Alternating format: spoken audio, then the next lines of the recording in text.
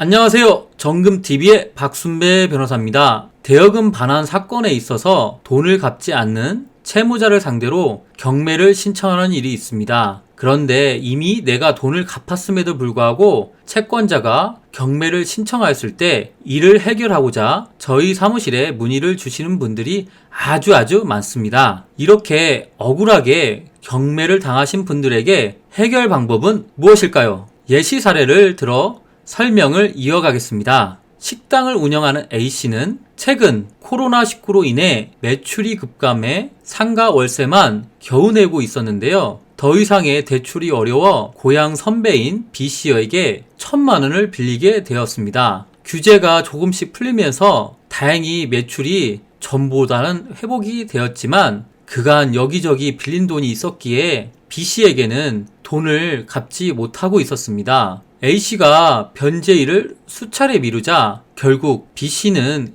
A씨를 상대로 민사소송을 제기하게 되었습니다. 그리고 대여금을 반환하라는 승소 판결까지 받았습니다. 발등에 불이 떨어진 A씨는 모든 돈을 끌어모아 B씨에게 돈을 갚게 되었습니다. 그런데 B씨는 고향 후배이고 어려운 상황임을 알고 돈을 빌려줬는데 특별한 사과도 없고 민사소송까지 제기하도록 만든 A씨가 너무너무 괘씸하게 느껴져서 돈은 받았지만 이참에 판결문을 이용해 A씨의 집에 경매를 신청하게 된 것입니다. 여러 가지 경우가 있겠지만 가장 대표적인 사례를 들었는데요. 민사소송을 통해 판결을 받고 A씨가 돈을 갚았기 때문에 사실 B씨는 더 이상 법적인 조치를 취할 이유가 없었습니다만 감정적인 앙금으로 경매를 신청하게 된 것입니다. 이런 경우에 많은 분들이 변호사 사무실에 와서 경매를 취소시킬 수 없는지 문의하시는데요. 과연 해결 방법은 있을까요?